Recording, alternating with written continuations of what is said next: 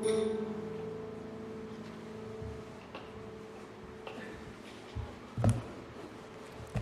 morning. Welcome to the UU Church of the South Hills, also known as Sunnyhill. We are delighted that you could join us for this service. Our mission at Sunnyhill is to create a more just and compassionate community within and beyond our walls.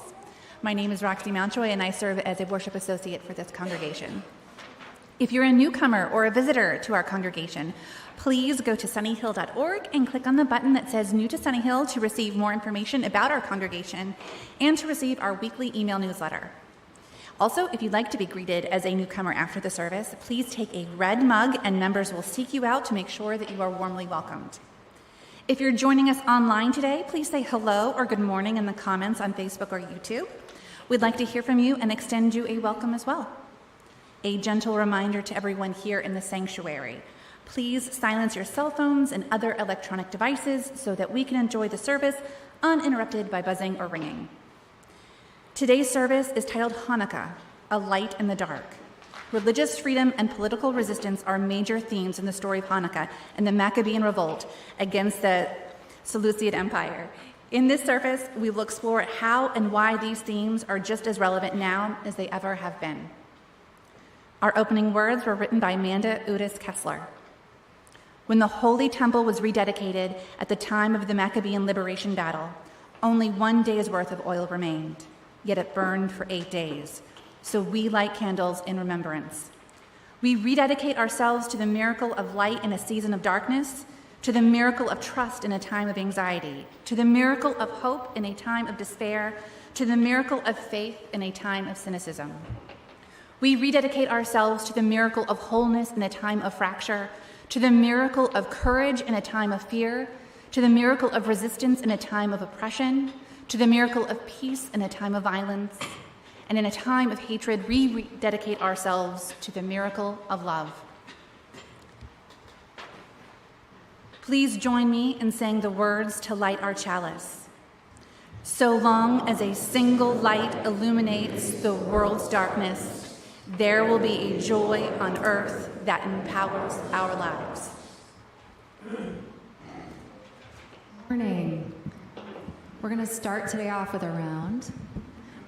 Reenie's going to play this through once, and then we'll sing it through twice in unison, and then begin the round with section 1, 2, and then 3. Please rise and body your spirit. Hallelujah.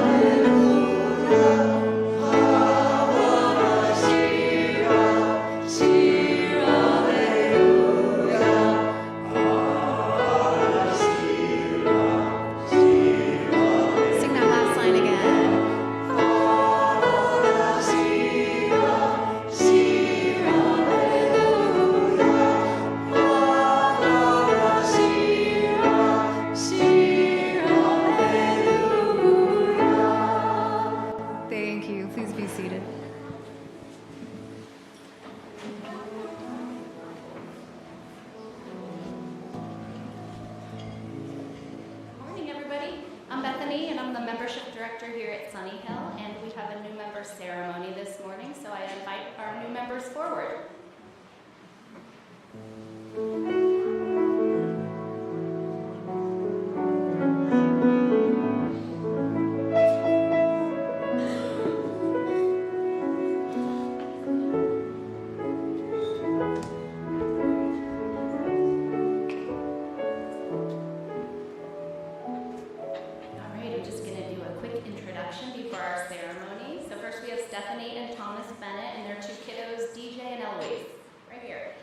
Stephanie looks forward to being a part of a safe and supportive community that shares her values, and Thomas looks forward to becoming part of an inclusive community or people looking to make a positive impact on the world.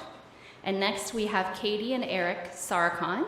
They have two teenagers, Dominic and Nicholas, who are not here today. Katie looks forward to joining a church community that shares her humanitarian values and can model these values for her teenage sons while also fostering her personal spiritual growth. And Eric looks forward to becoming a part of a free-thinking and diverse church community.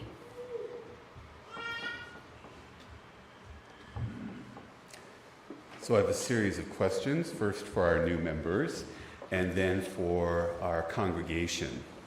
Today we welcome into our congregation these new members who have chosen to become a part of this church. We are so glad that you're here with us and that you've chosen to share this part of your journey with us. Will you accept our gifts of fellowship, mutual support, and service? Will you offer us your unique presence and gifts? And will you work with us as we seek to create a community and a world dedicated to compassion and justice? If so, please say, we will.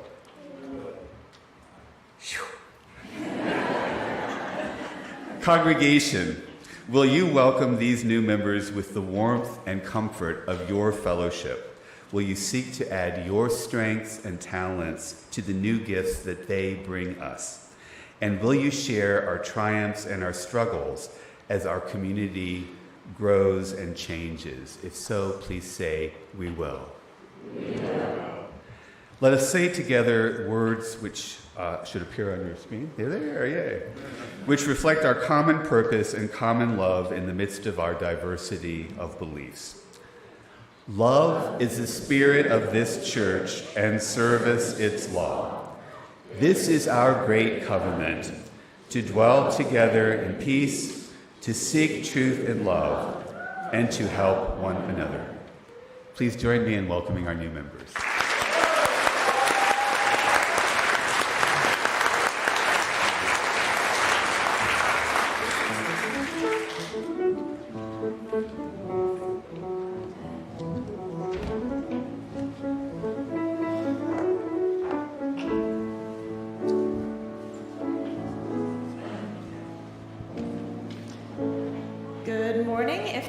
Children present that want to come up for our time for all ages, now is your chance. Come on down.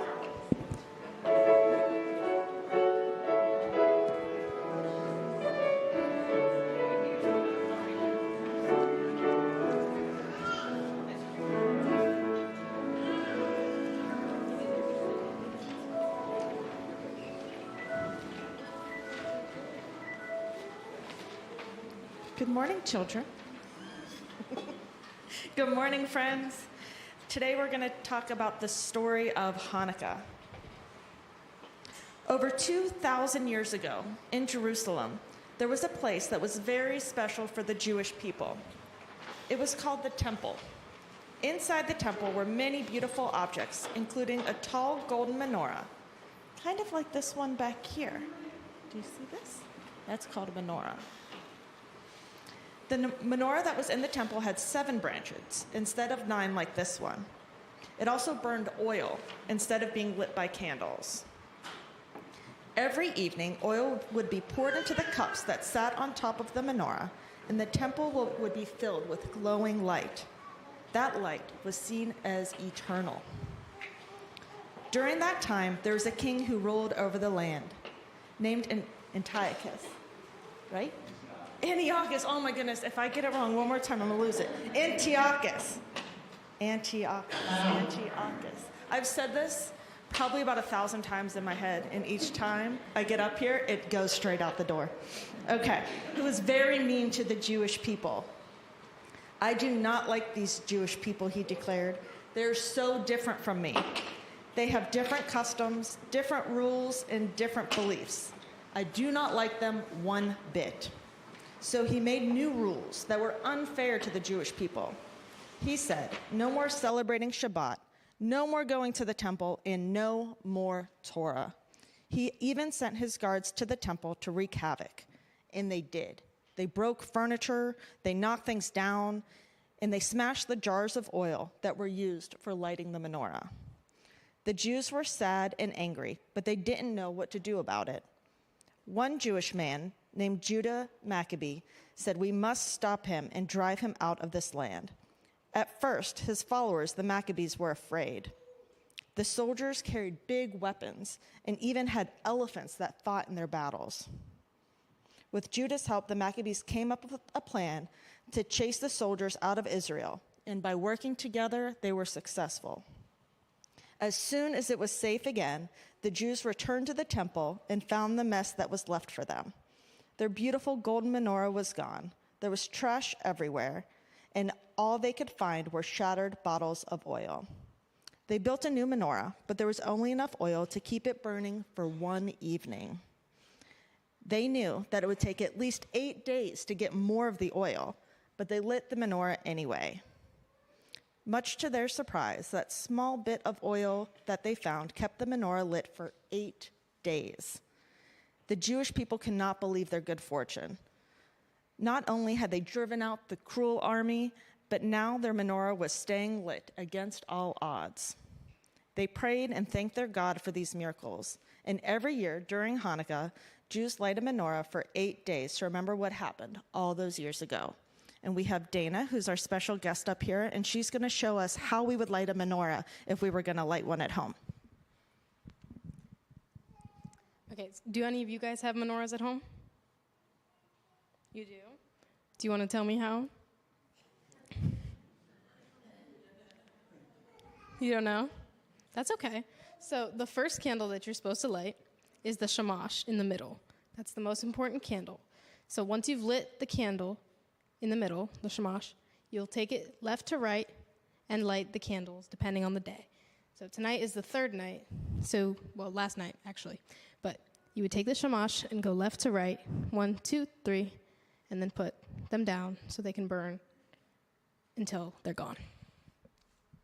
And can you tell me what you would do special with oil? Why are special things eaten around Hanukkah? Oh, yeah. So Hanukkah foods. Do you guys know Hanukkah foods? What do you eat at Hanukkah?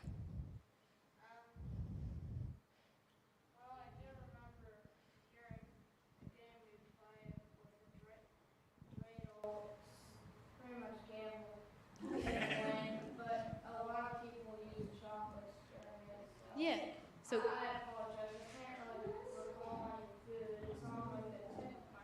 that's okay. So yeah, those gold coins that are made of chocolate, that's called gelt. But we also eat a lot of fried foods during Hanukkah. So latkes are potato pancakes that we fry, and then there's sufganiyot, which is the donuts. And we fry a lot of foods in oil because of the oil in the original eternal light that the Jews lit. Thank you, Dana. Let's give Dana a quick round of applause.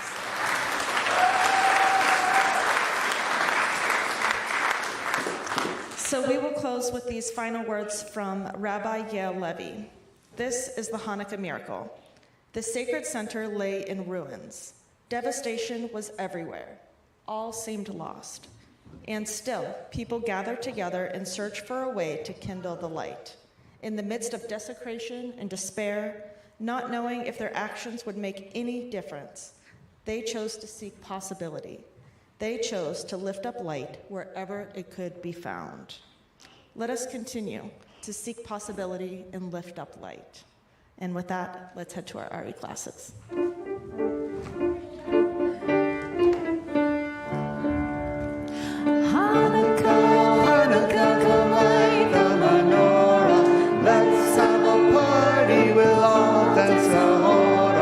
Gather round the table, we'll give treat, dreidels to play with and latkes to eat. O Hanukkah, come light the menorah. Let's have a party, we'll all dance the hora. Gather round the table, we'll give you a treat. Dreidels to play with and latkes to eat.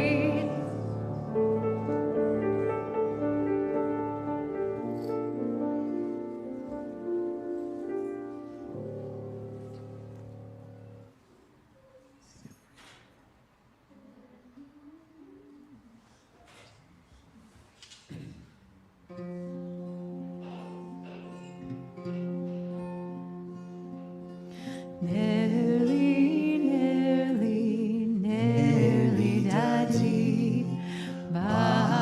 Hanukkah, nearly, Agi. Hanukkah, nearly, Yair. Hanukkah, Shirim, Ashir. I have a candle to light. On Hanukkah, my candle burns bright. On Hanukkah, my candle burns long. On Hanukkah, we sing this song.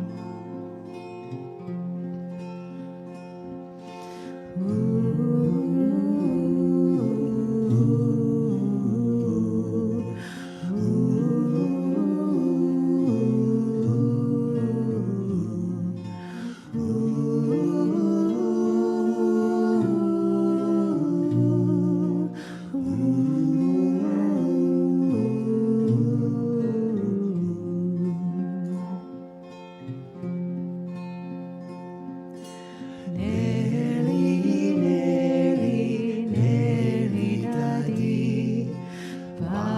Hanukkah, nearly, Ali.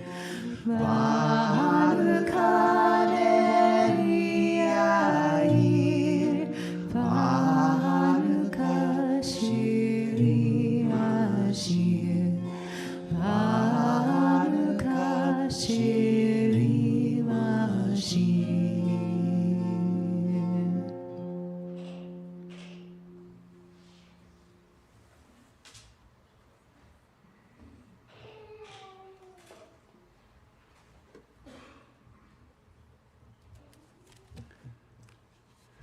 This is the time in our service when we share joys and sorrows that have been submitted by our members. After each joy or sorrow that I read, please respond by saying, "We hold you in our hearts." I have joy from Brad Convis. Brad says, "I am so happy to announce that I got a great job. It's remote work from home, so I get to stay here in Pittsburgh and continue to build relationships and create memories here at Sunnyhill." To Brad, we hold you in our hearts. A joy and a sorrow from Carol Carl. Carol says, "I have had a wonderful family, including my husband and 3 daughters.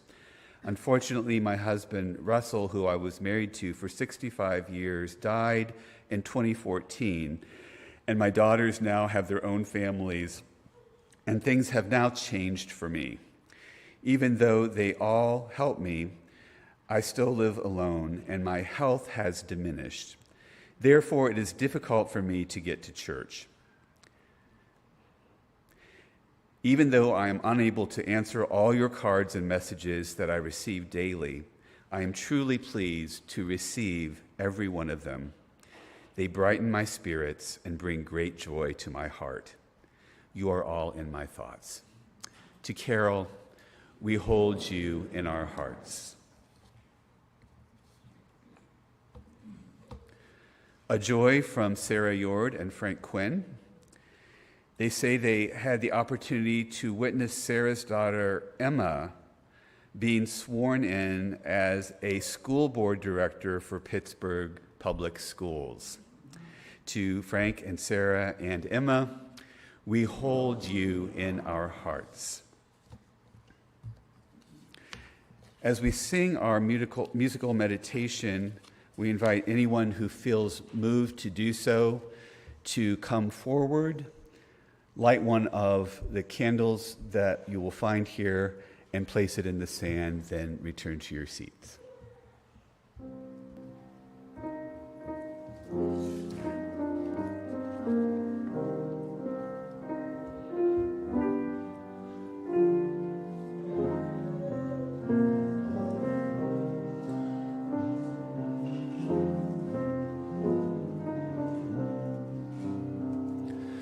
Let the flame be kindled within me. Let your love burn bright.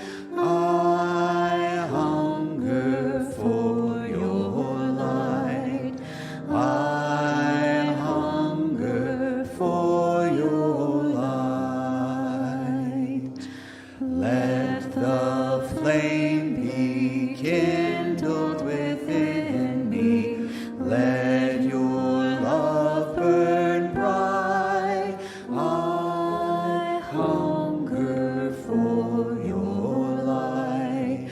I hunger for your light.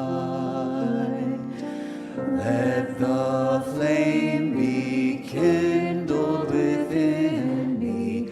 Let your love burn bright. I hunger for your light. I hunger for your light. Let the flame be kindled within me. Let your love burn bright. I hunger for your light. I hunger for your light. Let the flame be kindled within me. Let your love burn bright. I hunger for your light. I hunger for your light. Let the flame be kindled within me. Let your love burn bright. I hunger for your light. I hunger for your light.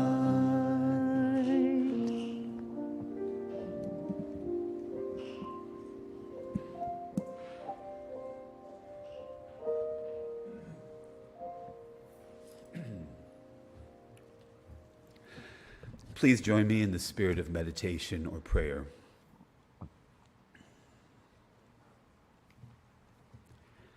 Where is the light when the world is in darkness? Where is the light of justice at a time when injustice screams from newspaper headlines and TV screens? Where is the light of wisdom and understanding when shouting matches have eclipsed conversation? Where is the light of health and wholeness when friends and family struggle with illness? Where is the light of caring and companionship when millions of people are bereft and lonely? Where is the light of generosity when so many needs are unmet? Where is the light of love in a world ruled by fear? we pause for a moment of silence to consider where we find light, even in the most trying of times.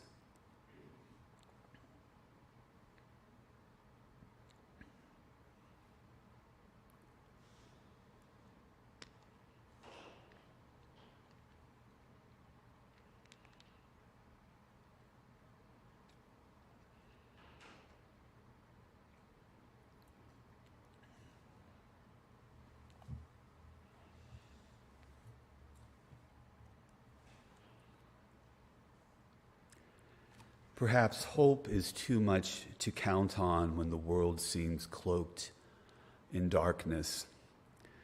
Perhaps instead the slightest spark of possibility hidden somewhere in our deepest being might emerge when we join it with the sparks of possibility from others.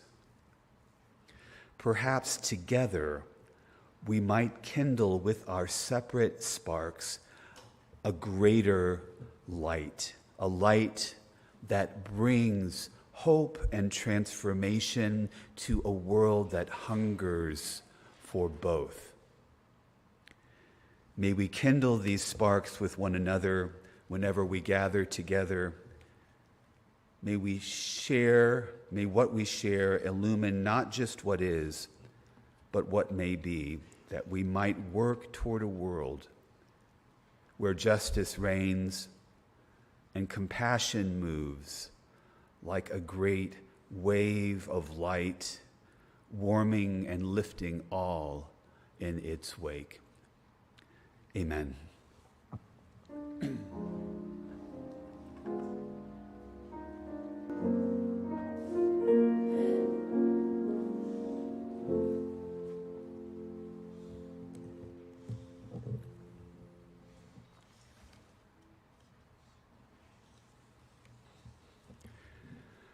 This year, the celebration of Hanukkah occurs, of course, in the midst of a terrible war in the Middle East and in the midst of increased incidents of Islamophobia and anti-Semitism. One such incident struck somewhat close to my family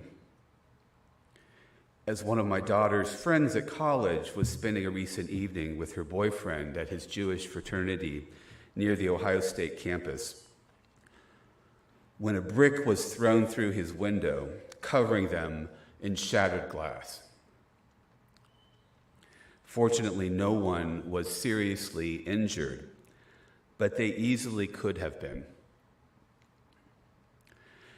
Dozens, if not hundreds, of similar incidents are happening right now around the country and around the world as extremists on all sides of this issue have acted out in violent and irrational ways. This morning, I would like to explore the history of Hanukkah and the lessons that it might contain that are relevant to our current situation. The story of Hanukkah does not appear in the Torah or in any part of the Hebrew Bible. Instead, the story comes from the books of the Maccabees, which can be found in Catholic and Orthodox Christian Bibles, but are considered apocryphal or non-canonical books in most Protestant Christian traditions and in Judaism itself. And many of the most popular and cherished Hanukkah traditions, including those centered around the miracle of the one-day supply of oil lasting 8 days, were actually tacked on to that story at least a couple of hundred years after the events described in the books of the Maccabees occurred. Nevertheless, the original story of Hanukkah is very much relevant to people of all religious and ethnic backgrounds and has never been more relevant than it is today. In 175 BCE, a despotic ruler named Antiochus IV, who we heard a little bit about before, seized control of the Seleucid Empire, a Greek-speaking empire that descended from the rule of Alexander the Great. During the time of Antiochus, Judea, the Jewish homeland, was part of the Seleucid Empire. In the words of Rabbi Daniel Ruttenberg, in a fury about a humiliating loss in Egypt, Antiochus, a corrupt and desperate political leader, cracked down in Judea, outlawing observance of the Sabbath and defiling the temple by erecting an altar to Zeus there, complete with the sacrifice of pigs. He sent his officers to slay and destroy with an agenda that was not only about Hellenism, that is, the demand that the Judeans assimilate into the kingdom's dominant Greek-influenced culture, but it was also about denationalization, a full eradication of their way of life. In other words, Antiochus was carrying out an extreme agenda that left no room for the identity or the values of oppressed and marginalized groups within the larger empire. So the Maccabees, who emerged in opposition to Antiochus, were fighting in large part against assimilation, against their ethnic and religious identity being swallowed up in the Hellenistic Seleucid Empire. They took to the hills in an act of resistance and engaged in guerrilla warfare with Antiochus and the empire. Although the Maccabees were greatly outnumbered, their knowledge of the terrain and their strategic and tactical skills enabled them, over the course of several years, to push back the Seleucid Empire and to gain freedom for the people of Judea. But there's more to this story, although it is sometimes lost or forgotten. Again, as described by Daniel Ruttenberg, the Maccabean or Hasmonean military, after rousting the Seleucids, conquered nearby Idumea and Iturea. In the end, the Idumeans and Itureans declared allegiance to the Judean government and began to observe the religious laws of their rulers. They also began to practice circumcision if they had not been doing so at the time of the conquest. This coercion of non-Judeans to adopt the Judean way of life was unprecedented. Professor Shay Cohen, a foremost scholar in this area, argues that the Idumean and Iturean conquest and conversion found its model in the Greek state. That is, just as fluency in Greek and immersion into Greek culture became the means of Hellenization, so too did adherence to the Judean way of life allow non-Judeans to become Jewish. In other words, Judeans appropriated Hellenistic Antiochian models of supremacy to prove themselves as a political and military force. Yet it did so rigidly. While Hellenism generally afforded benefits to those who chose it, it appears that the Maccabees may have threatened their new subjects with expulsion if they did not adopt the Judean religious laws. In this sense, their policy resembled more the years that they had lived under Antiochus IV than the Hellenisms which reigned in Judea for the 150 preceding years. So just to review, Judeans who rejected the Seleucid cult condemned and killed those who acquiesced to it, and vice versa. The Maccabees went on a conquering tear and Judaized the locals, imposing upon them the same rigid choose or lose dilemma that Antiochus had forced upon them. The individualism fostered during the Antiochian persecution, the notion of every Jew for themselves, was not eradicated with the institution of a Judean government. Rather, schisms were exacerbated, extremism fomented, and corruption grew. The corruption and intergroup fighting culminated in the Hasmonean Civil War in 67 to 63 BCE, which ended with the land of Israel becoming a vassal state of the Roman Empire. And so it is that the state of Israel, as it was founded in the 20th century, is the first time that the Jewish people have had self-sovereignty in over 2,000 years. While there are many differences between the situation more than 2,000 years ago and the situation today, and I do want to emphasize that, there are many differences. There are also a number of parallels that might be drawn and lessons that might be learned. As Rettenberg says, there are a lot of pieces to this, but one of them is that an amoral, panicked man is going scorched earth on an entire population of human beings in an attempt to keep evading the consequences of his actions. Netanyahu has already been indicted on counts of fraud, bribery, and corruption. He knows that he is likely to be ousted the moment Israel goes out of crisis mode. In addition, he is also appeasing the more genocidal factions of his government who have threatened to leave his coalition if he does not continue the war. Desperate and corrupt leaders, time and time again, have been responsible for some of the most horrific violence in the history of the world. In this particular case, after the horror of the October 7th Hamas attacks on Israel, which were not, by the way, in any way justified, they were despicable, inhumane, and unimaginably traumatic. In the wake of these attacks, the Netanyahu government has been responsible for a war in which Israel has bombed refugee camps and continue to expand their ground operations. They are telling Gazans to evacuate, and then they are bombing the evacuation routes. So far, the bombing has killed more than 16,000 human souls, more than 60% of them civilians. What's happening here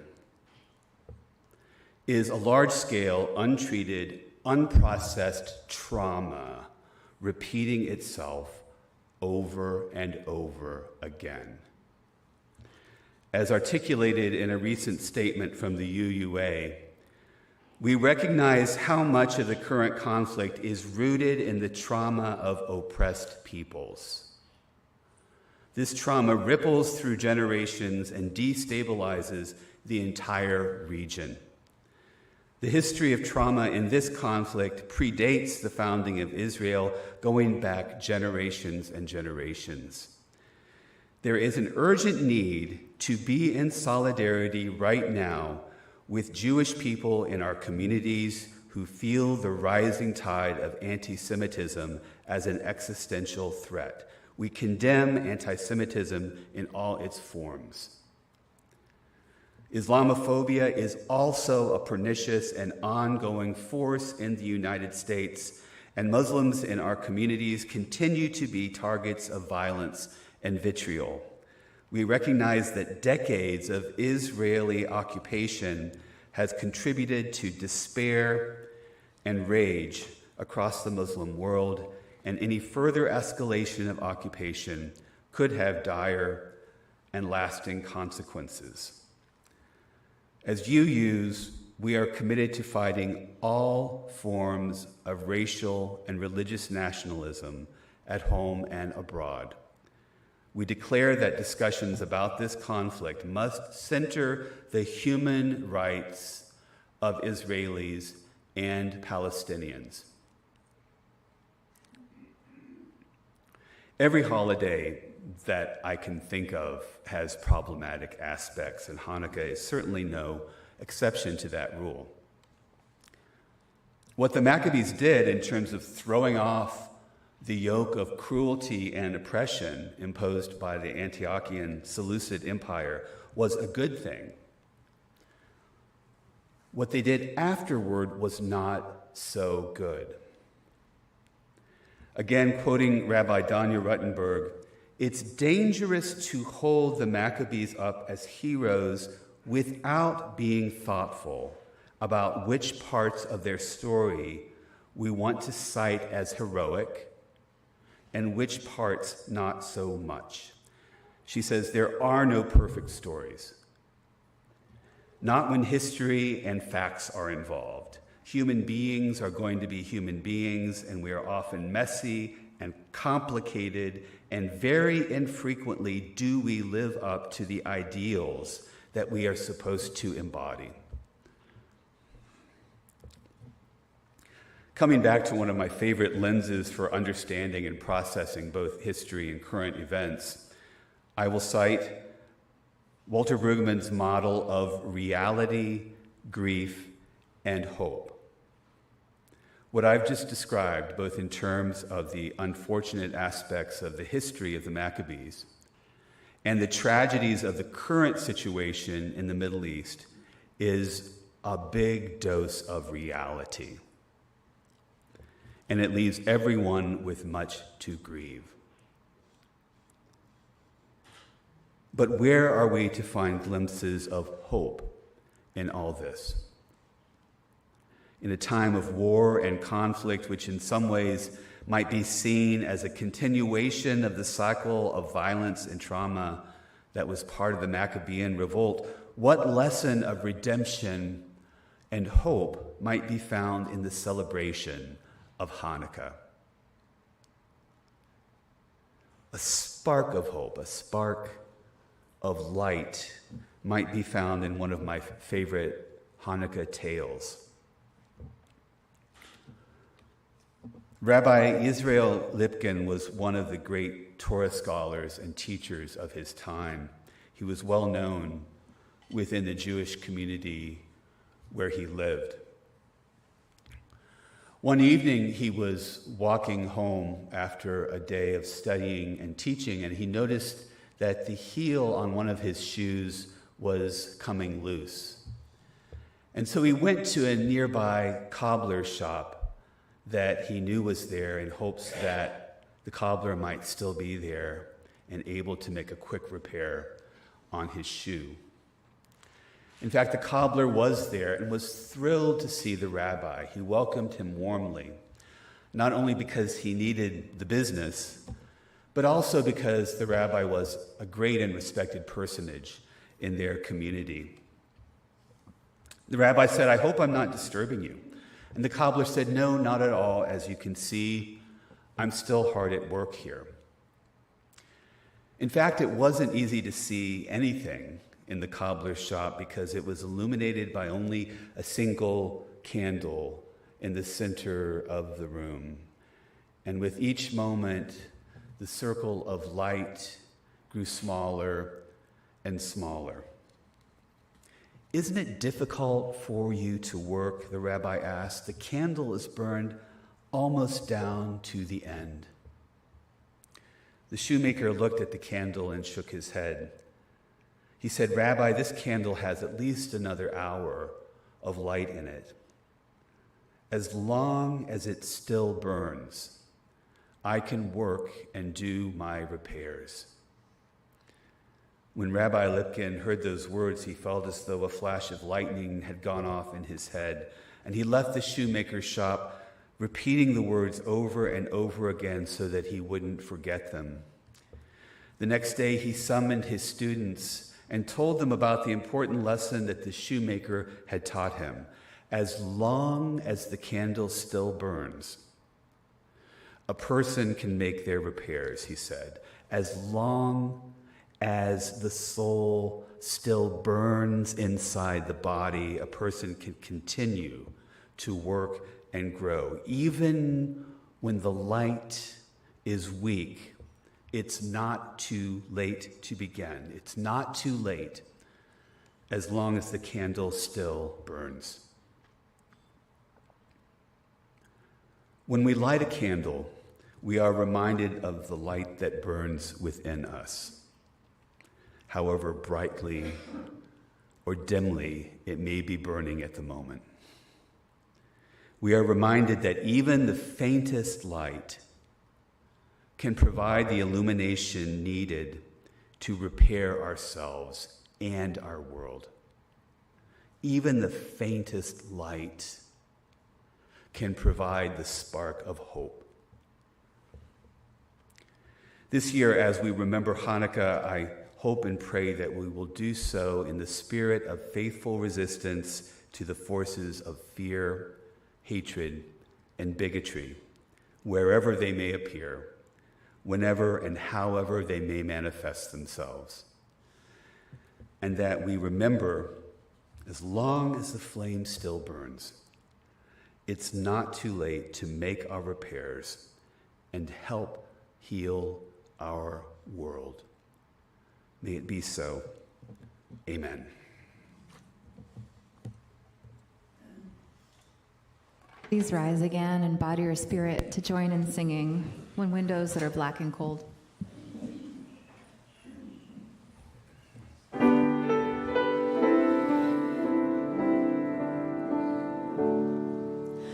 When windows that are black and cold are lit anew with fires of gold, when dusk in quiet shall descend and darkness come once more a friend, when wings pursue their proper flight and bring not terror but delight, when clouds are innocent again and high no storms of deadly rain, and when the sky is swept of wars and keeps a gentle moon and stars, that peaceful sky, that harmless air, how sweet the darkness there. Thank you. Please be seated.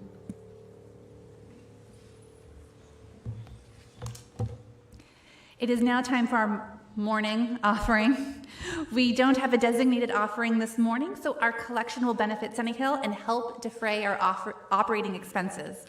If you'd like to make a gift via our online giving system, you can do so by going to sunnyhill.org and click on the button that says Online Giving, and then follow the instructions. Or you can give by text at 412-324-3130. And we'll be passing our offering baskets in just a moment for checks or cash gifts. Thank you, everyone, for your generosity.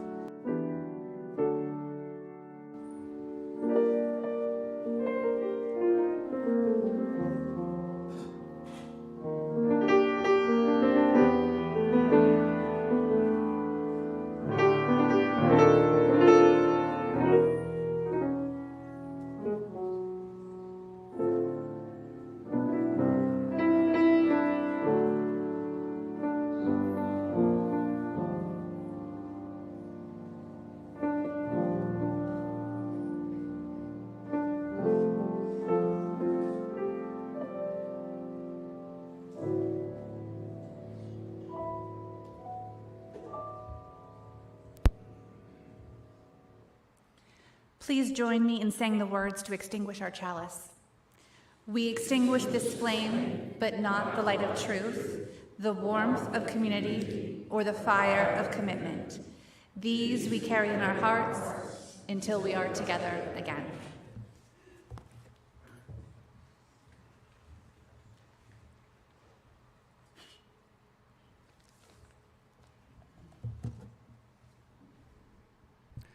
Just a couple of reminders before we depart.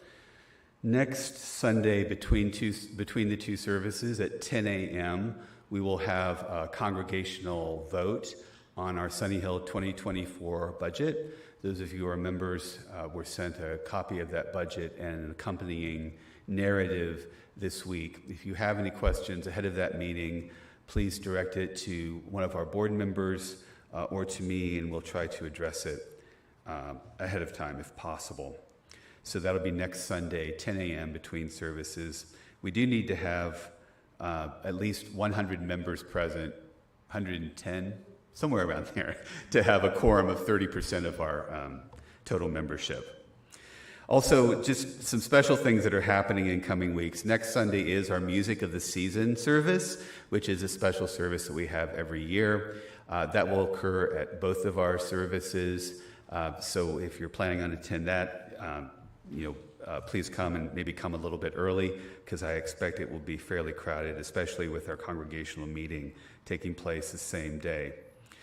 Also on the 24th, which is a Sunday, we will not have morning services that day, but we will have 2 afternoon or evening services, one at 4 p.m. and one at 6 p.m. And on December 31st, again, a Sunday, we will not have in-person services on that Sunday. We will be streaming a service that's provided by the UUA, featuring a sermon by our UUA board president, Sophia Betancourt. For now, we'll close with these words. Between the dawn and dusk of our being, let us be brave and loving in our little passage through the light. Let us sustain and forward the human venture in gentleness, in service, and in thought. Go in peace.